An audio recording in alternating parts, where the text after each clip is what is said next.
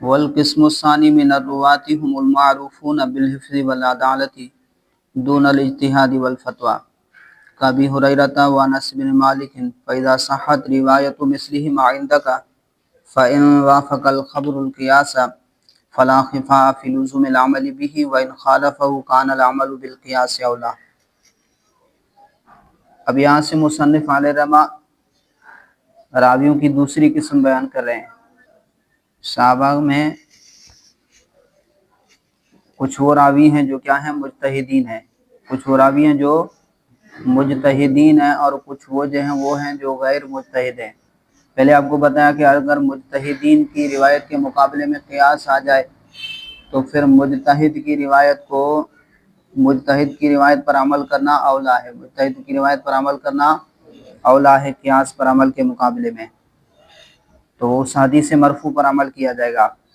اب یہاں سے دوسری قسم بیان کر رہے ہیں کہ وہ راوی جو مشہور ہوں حفظ و عدالت میں، یعنی حافظے اور عدالت میں، یعنی ان کا حافظہ بھی قوی ہو، عادل ہو، تو جو مشہور ہوں حفظ و عدالت میں، نہ کہ اجتہاد اور فتویٰ میں، جیسے حضرت ابو ہریرہ، حضرت انس بن مالک وغیرہ۔ تو اب ان کا حکم بیان کر رہے ہیں کہ ان کی روایت کا حکم کیا ہے، کہ اگر غیر فقیہ، غیر مجتہد راوی کی جو روایت ہے وہ اگر آ جائے قیاس کے مقابلے میں تو پھر کیا حکم ہے۔ مصنف علیہ رحمہ یہ کہتے ہیں کہ قسم ثانی کے راویوں کا حکم یہ ہے کہ جب ان راویوں کی روایت بطریق صحت حضور صلی اللہ علیہ وسلم سے ہم تک پہنچے تو پھر یہ ہے، دیکھا جائے گا کہ آیا حدیث قیاس کے موافق ہے یا مخالف قیاس ہے، قیاس کے موافق ہے یا قیاس کے مخالف ہے۔ اگر موافق قیاس ہو تو پھر حدیث پر عمل کے لازم ہونے میں کوئی خفا نہیں ہے، یعنی حدیث پر عمل کریں گے۔ اور اگر وہ روایت کردہ حدیث خلاف قیاس ہو تو پھر خبر واحد کی بنسبت قیاس پر عمل کرنا اولا ہے۔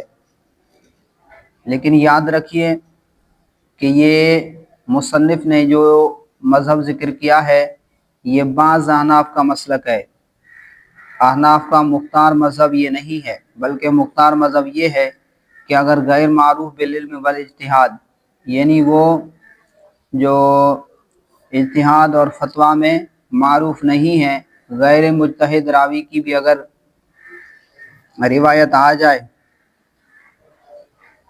اور بطریق صحت ہم تک پہنچے، وہ خلاف قیاس بھی ہو، تب بھی اس روایت پر عمل کرنا اولا ہے، تو اب سوال یہ ہوتا ہے کہ قیاس اور قول صحابی میں سے کس کو ترجیح حاصل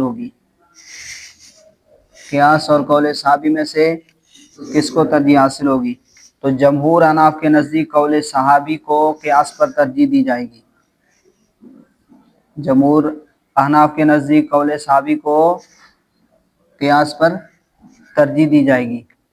اور اگر حدیث مرفوع اور قیاس میں تعارض آ جائے تو کس کو ترجیح دی جائے گی، تو اس سلسلے میں دو قول ہیں۔ پہلا قول یہ ہے کہ جمہور ائمہ کے نزدیک جب حدیث مرفوع اور قیاس میں تعارض آ جائے تو حدیث مرفوع کو ترجیح دی جائے گی۔ کس کو ترجیح دیں گے؟ حدیث مرفوع کو ترجیح دی جائے گی قیاس پر۔ یہی مذہب ہے امام اعظم ابو حنیفہ کا اور امام شافعی اور امام مالک وغیرہ کا اور امام احمد بن حنبل کا بھی یہی مذہب ہے، کیونکہ حدیث مرفوع کا جو مقام ہے وہ نہایت بلند ہے۔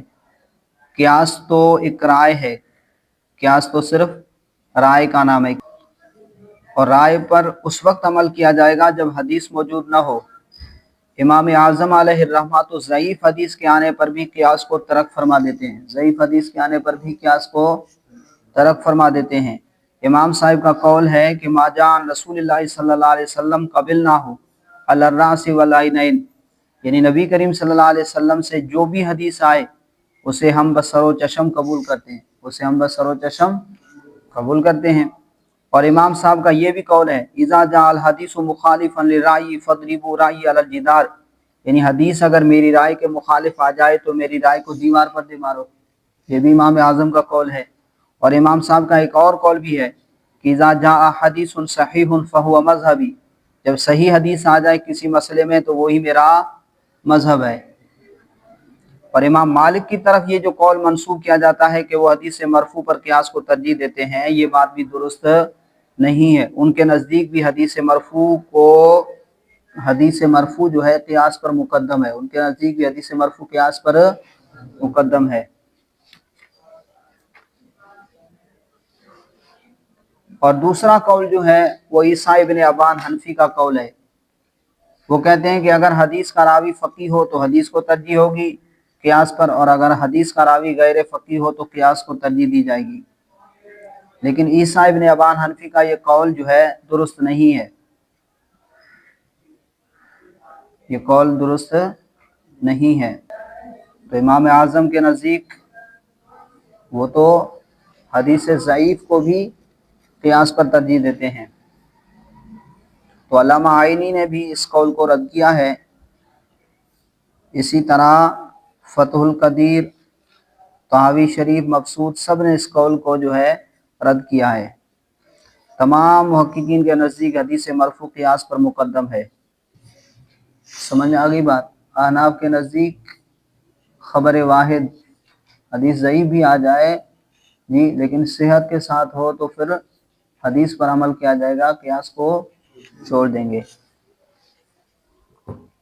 والقسم الثانی من الرواة هم المعروفون بالحفظ والعدالت، اور راویوں کی دوسری قسم ثانی، روات راوی کی جمع ہے، راویوں کی دوسری قسم وہ ہے هم المعروفون بالحفظ والعدالت، جو مشہور ہوں حفظ اور عدالت کے ساتھ، جو حفظ اور عدالت میں مشہور ہوں، حافظ اور عدالت میں، دون الاجتہاد والفتویٰ، نہ کہ اجتہاد اور فتویٰ کے ساتھ، نہ کہ اجتہاد اور فتویٰ میں، کابی ہریرہ و انس بن مالک، جیسے کہ حضرت ابو ہریرہ رضی اللہ تعالیٰ عنہ ہیں اور حضرت انس بن مالک رضی اللہ عنہ ہیں، جیسے حضرت ابو ہریرہ اور حضرت انس بن مالک ہیں۔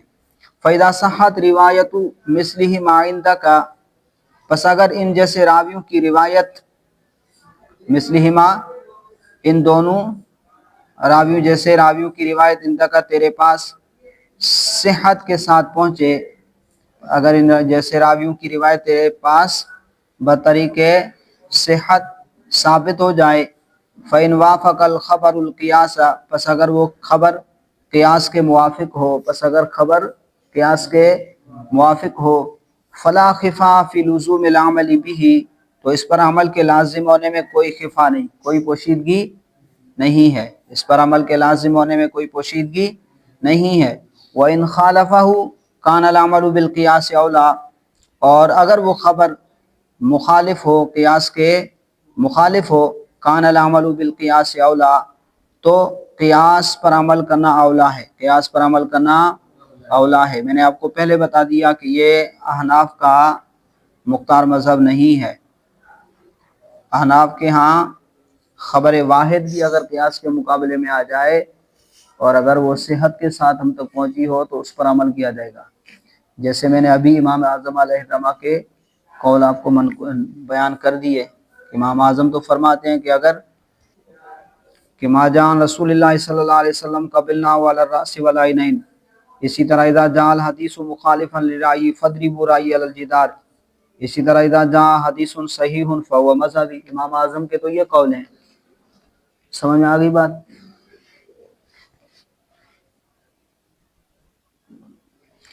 مثالہ، اس کی مثال ما روا ابو ہریرہ الوضوء مما مست النار، اس کی مثال وہ حدیث ہے جسے حضرت ابو ہریرہ رضی اللہ تعالیٰ عنہ نے روایت کیا ہے کہ وضو واجب ہوتا ہے، الوضو وضو واجب ہے، مما مست النار اس چیز کے کھانے سے جس کو آگ نے چھوا ہو، مما اس چیز سے، مست النار جسے آگ نے چھوا ہو۔ فقال لہ ابن عباس، تو اسے حضرت ابن عباس رضی اللہ عنہما نے کہا، ارائیت، آپ مجھے بتائیں، لو تودعت بماء سخین، کہ اگر آپ گرم پانی سے وضو کریں، اگر آپ وضو کریں گرم پانی سے، اکنت تتودع منہ، تو کیا آپ اس کی وجہ سے پھر وضو کریں گے؟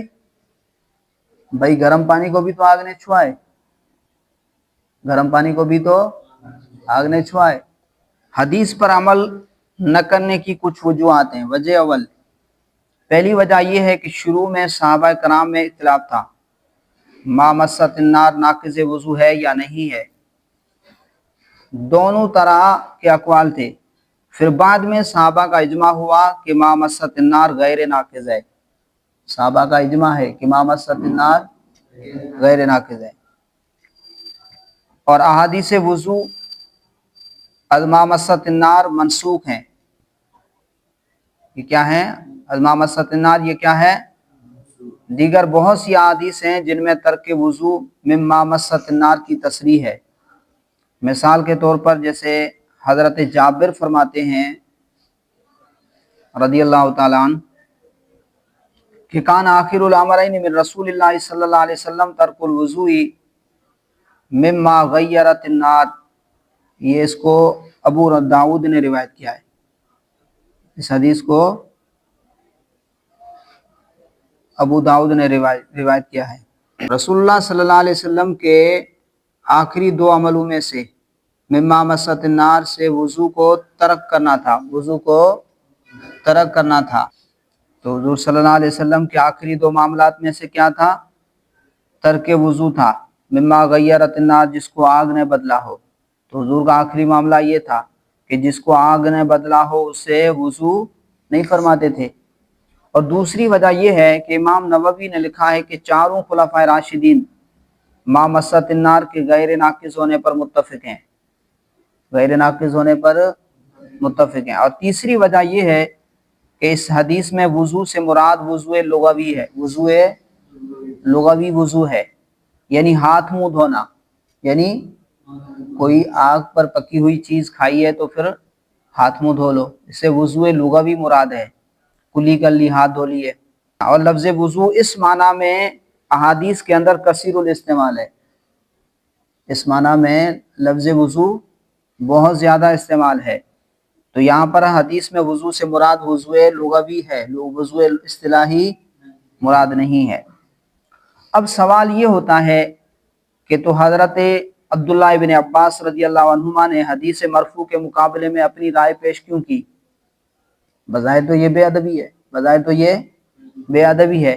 تو اس کا پہلا جواب یہ ہے کہ حضرت ابن عباس رضی اللہ عنہما کا حدیث مرفوع کے مقابلے میں اپنی رائے جو پیش کی ہے اس کا یہ مطلب نہیں ہے کہ وہ اپنی رائے کو حدیث پر ترجیح دے رہے تھے، اس کا مطلب یہ نہیں، بلکہ ان کا یہ سوال ایک طالب علم کے سوال کی طرح تھا، یعنی بات کو سمجھنے کے لیے تھا، بات کو انہوں نے سوال کیا کیونکہ ممکن ہے کہ یہ حدیث انہوں نے پہلے نہ سنی ہو، یہ بھی ممکن ہے،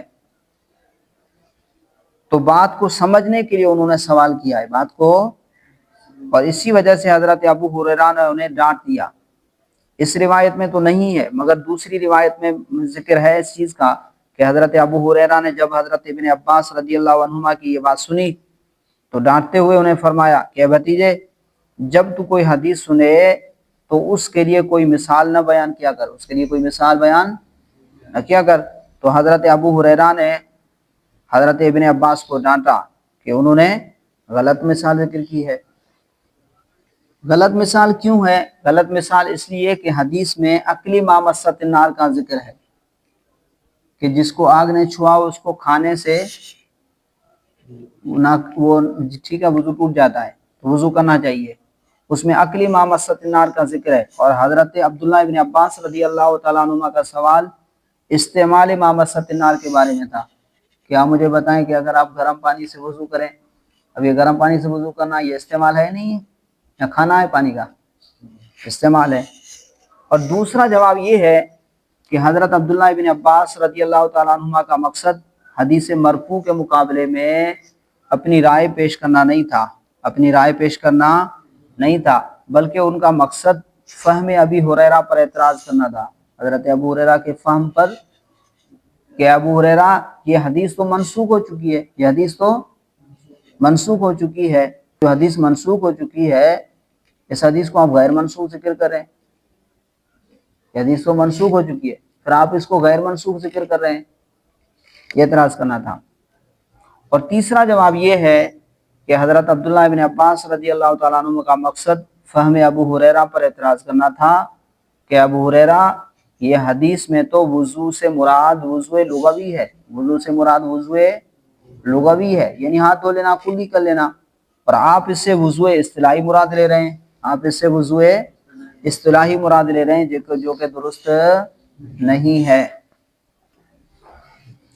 مثال اس کی مثال ما روا ابو ہریرہ تھا، وہ روایت ہے جس کو سیدنا ابو ہریرہ رضی اللہ تعالیٰ عنہ نے روایت کیا ہے کہ الوضوء مما مست النار، الوضوء مما مست النار، کہ وضو واجب ہوتا ہے اس چیز کو کھانے سے جس کو آگ نے چھوا ہو۔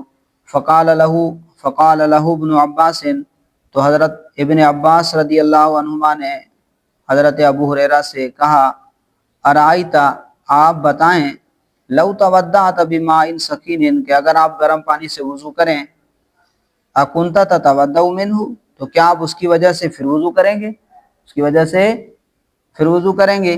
فسکت، تو حضرت ابو ہریرہ رضی اللہ تعالیٰ عنہ خاموش ہو گئے، حضرت ابو ہریرہ خاموش ہو گئے۔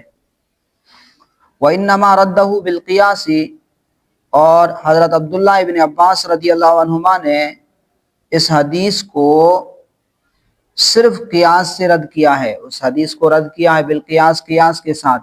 اِذْ لَوْ كَانَ عِنْدَهُ خَبَرٌ لَرَوَاهُ، اگر ان کے پاس کوئی حدیث ہوتی تو وہ اس کو ضرور روایت کرتے، اگر اس کے پاس کوئی حدیث ہوتی تو اس کو ضرور روایت کرتے، لیکن میں نے آپ کو بتا دیا کہ یہ فہم حضرت ابو ہریرہ پر اعتراض تھا کہ یہ حدیث تو منسوخ ہے، اور خلفائے اربعہ کے نزدیک بھی حدیث منسوخ ہے، نہیں سمجھے؟ اور دوسرا جواب یہ دیا کہ اس سے مراد وضو لغوی ہے، اور آپ اس سے وضو اصطلاحی مراد لے رہے ہیں۔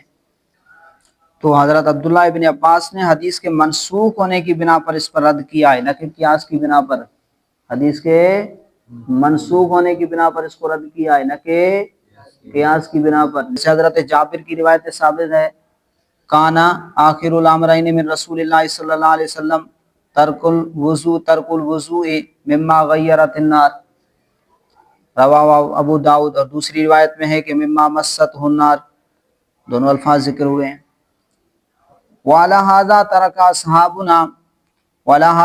اصحابنا روایت ابی ہریرہ فی مسألۃ المسرات بالقیاس، اور اسی بنا پر کہ اگر غیر فقیر راوی کی حدیث قیاس کے مخالف ہو تو قیاس پر عمل کرنا اولا ہے، اسی بنا پر ترک اصحابنا، ہمارے علماء نے ترک کیا ہے روایت ابی ہریرہ، حضرت ابو ہریرہ کی روایت کو، فی مسألۃ المسرات بالقیاس، مسئلہ مسرات میں، مسرات کے مسئلے میں قیاس کی وجہ سے۔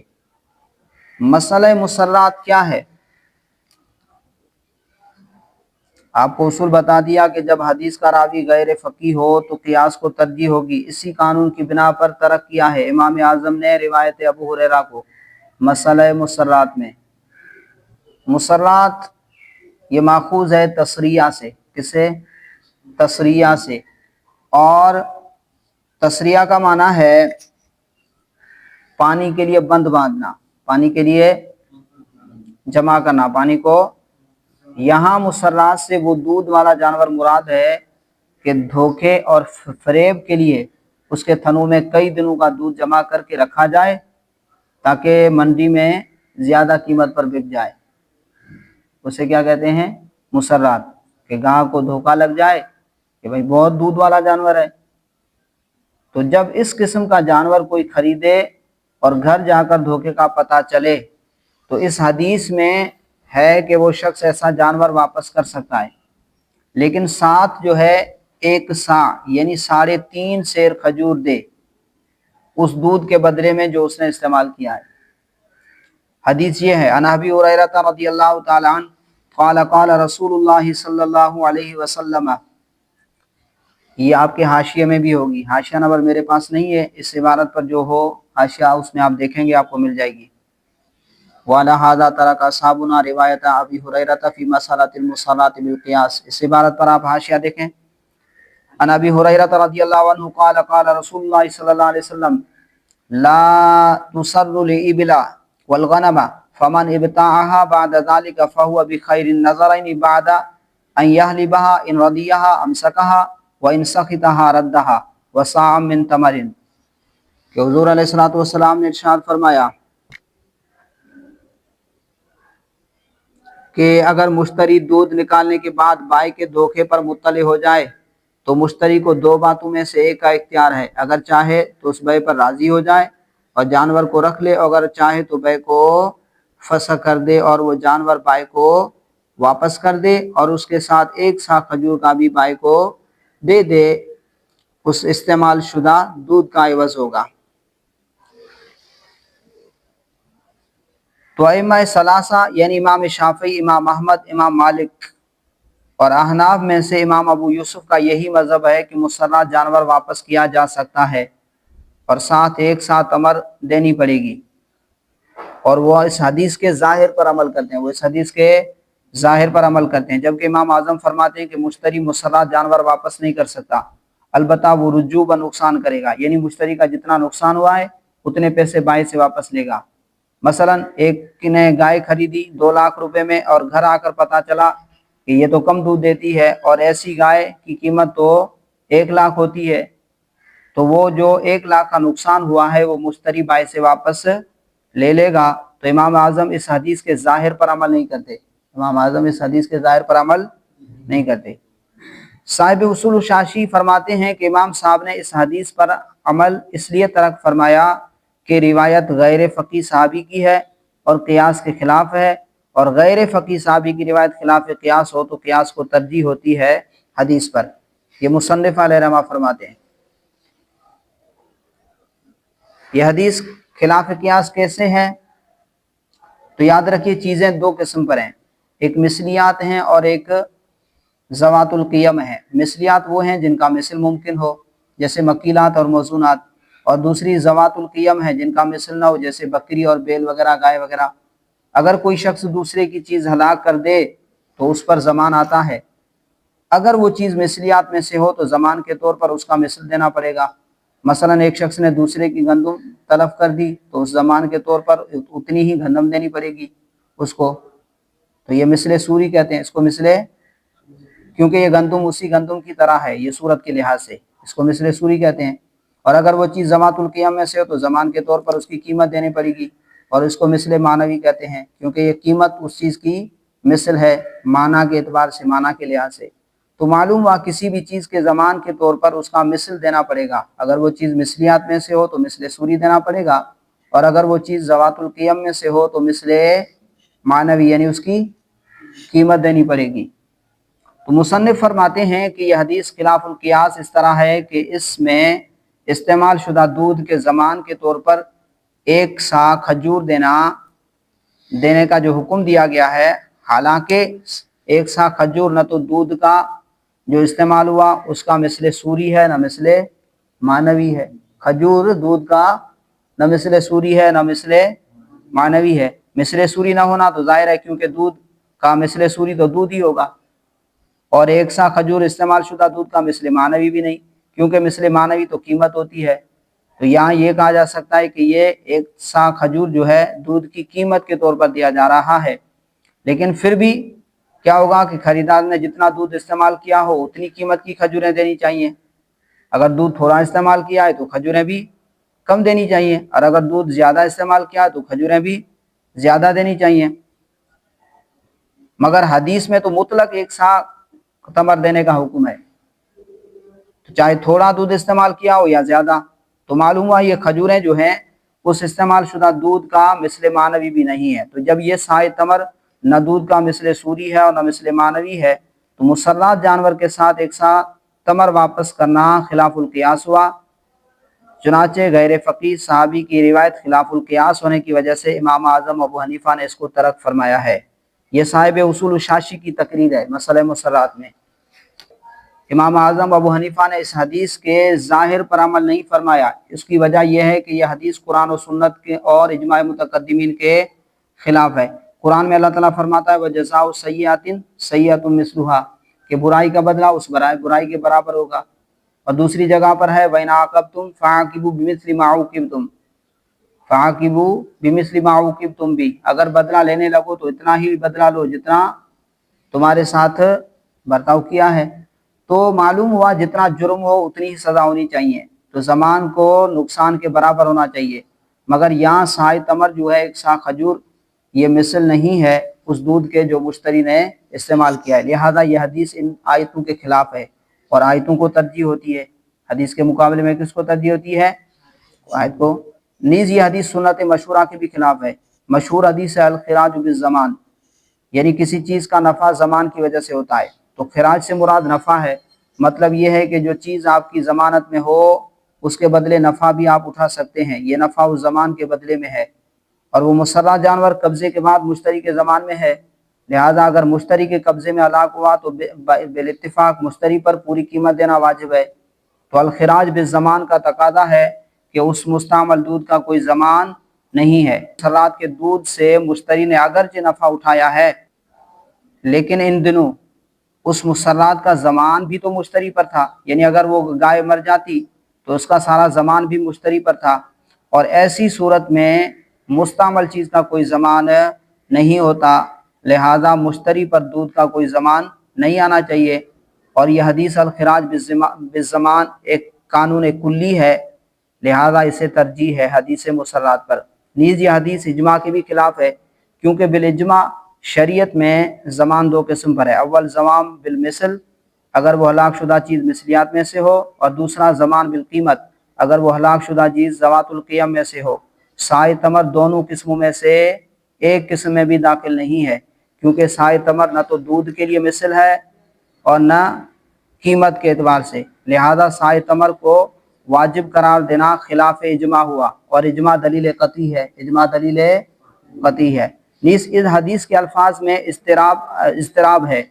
बाज़ रिवायतों में साए तमर का जिक्र है, और बाज़ रिवायतों में दूध के बराबर गंदुम देने का जिक्र है, और बाज़ रिवायतों में दूध से दुगनी गंदुम देने का जिक्र है वगैरह। तो लिहाजा ये हदीस काबिल इस्तिदलाल नहीं है, ये हदीस काबिल इस्तिदलाल नहीं है। और नीज़ यह हदीस हमारे नज़दीक भी मतरूक नहीं है, बल्कि मामूल है, इस पर अमल करते हैं। इस पर अमल इस तरह करते हैं कि दियानतन के कज़ान, दियानतन के यानी हुजूर सल्लल्लाहु अलैहि वसल्लम ने मसलहत के तौर पर यह फरमाया।